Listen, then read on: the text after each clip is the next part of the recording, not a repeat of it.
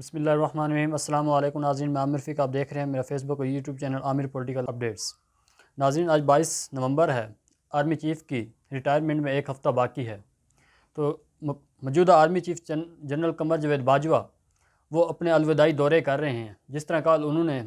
نیول headquarter اور Pakistan air force headquarter کا دورہ کیا، تو 2 دن پہلے خواجہ آصف نے بیان دیا تھا کہ نئے آرمی چیف کی جو سمری ہے وہ سوموار والے دن وزیراعظم ہاؤس کو موصول ہو جائے گی اور منگل یا بدھ کو نئے آرمی چیف کا نام سامنے آ جائے گا۔ اسی حوالے سے کل ایک خبر بھی چلی جیو نیوز پہ کہ آرمی چیف کی جو تعیناتی ہے اس کی سمری وزیراعظم ہاؤس میں موصول ہو چکی ہے،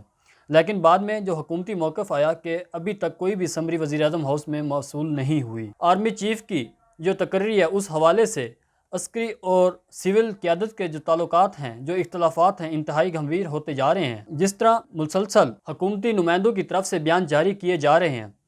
کل شاہد خاقان عباسی نے ایک پروگرام میں گفتگو کرتے ہوئے کہا کہ نارملی جو آرمی چیف کی تعیناتی کی سمری ہوتی ہے وہ 15 سے 20 دن پہلے آ جاتی ہے، لیکن سمری کا ابھی تک نہ آنا انتہائی تشویشناک ہے۔ مزید انہوں نے کہا کہ جو سمری میں نامزد ہوں گے، اس سمری میں اگر کسی نااہل امیدوار کا نام شامل ہوا تو اس کی تعیناتی نہیں کی جائے گی۔ اہل امیدوار کا نام شامل کرنا سمری میں لازمی ہے، اور انہوں نے مزید کہا کہ اگر کسی نااہل جنرل کا نام شامل کیا جاتا ہے تو معاملے کو عدالت کی طرف بھی لے کے جایا جا سکتا ہے۔ تو شاہد خاقان عباسی کے مطابق جو جنرلز ہیں ان کے مطابق جو ان کا پوائنٹ آف ویو ہے، کچھ جنرل جو ہیں نااہل ہیں، حالانکہ ہر جنرل ایک پروفیشنل آدمی ہوتا ہے، وہ ایک پروسیجر، ایک محنت، ایک سٹرگل کے تھرو اس لیول تک پہنچتے ہیں، تو ان کی تمام تر جو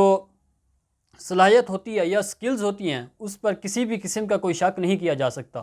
تو دوسرا، مولانا فضل الرحمان نے بیان دیا کہ جو آرمی چیف کی تقرری ہوگی اس کی جو تقرری جن کے پاس تقرری کرنے کا اختیار ہے وہی لوگ کریں گے۔ تو آج خواجہ آصف نے گفتگو کرتے ہوئے بیان دیا کہ آرمی چیف کی تقرری کے حوالے سے وزیراعظم ہاؤس کا جو خط ہے وہ موصول ہو چکا، تو اسی حوالے سے جنرل ہیڈ کوارٹر کو بھی آگاہ کر دیا گیا ہے۔ تو دوسری خبریں یہ بھی آ رہی ہیں اگر جنرل ہیڈ کوارٹر کی طرف سے کوئی سمری موصول نہیں ہوتی تو وزیراعظم کو اختیار ہے کہ وہ اس خود جو تقرری ہوگی وہ کریں گے، لیکن یہاں پہ صدر پاکستان کا جو رول ہے وہ بھی بڑا اہم رول ہے، کیونکہ صدر پاکستان اگر 2 دن بھی سمری کو روک لیتے ہیں جو حکومت چاہ رہی ہے یا جو نون لیگ یا پی ڈی ایم چاہتی ہے، تو ان کے جو خواہشات ہیں تو وہ کسی حد تک دم توڑ سکتی ہیں۔ تو اسی طرح اسی حوالے سے اسحاق ڈار نے صدر پاکستان سے ملاقات کی، اور 2 دن پہلے وزیر خارجہ بلاول بھٹو نے صدر پاکستان کو تنقید کا نشانہ بنایا۔ انہوں نے کہا کہ اگر صدر پاکستان کوئی غیر قانونی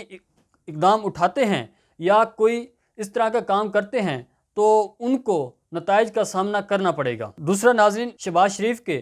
24 نومبر کو ترکی جانے کی خبریں آ رہی ہیں، تو کل جس طرح نواز شریف انہوں نے بھی لندن چھوڑ دیا ہے، پہلے خبر آئی کہ نواز شریف امریکہ جا رہے ہیں کسی خاص علاج کے لیے، جو ان کے فیملی ڈاکٹر ہیں، ڈاکٹر عدنان کی طرف سے موقف دیا گیا، لیکن بعد میں جو خبریں سامنے آئی کہ نواز شریف لندن چھوڑ چکے ہیں، وہ 10 دن کے لیے یورپ جا رہے ہیں، جس میں وہ یورپ کے 5 مختلف ملکوں کا دورہ کریں گے۔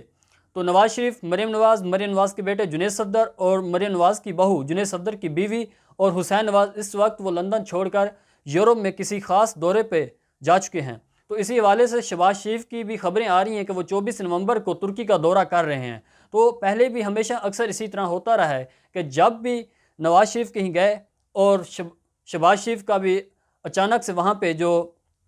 وزٹ ہوتا ہے یا ٹور ہوتا ہے وہ ارینج ہوتا ہے، تو کسی خفیہ مقام پر ان کی ملاقات ہوتی ہے۔ تو اسی حوالے سے اب یہ بھی خبریں آ رہی ہیں جو شہباز شریف 24 نومبر کو ترکی کا دورہ کر رہے ہیں، تو اس میں نواز شریف اور شہباز شریف کی کہیں خفیہ جگہ پر ملاقات کا امکان ہے۔ اور ناظرین، تیسرا، احتساب عدالت نے جو اسحاق ڈار کا کیس چل رہا تھا،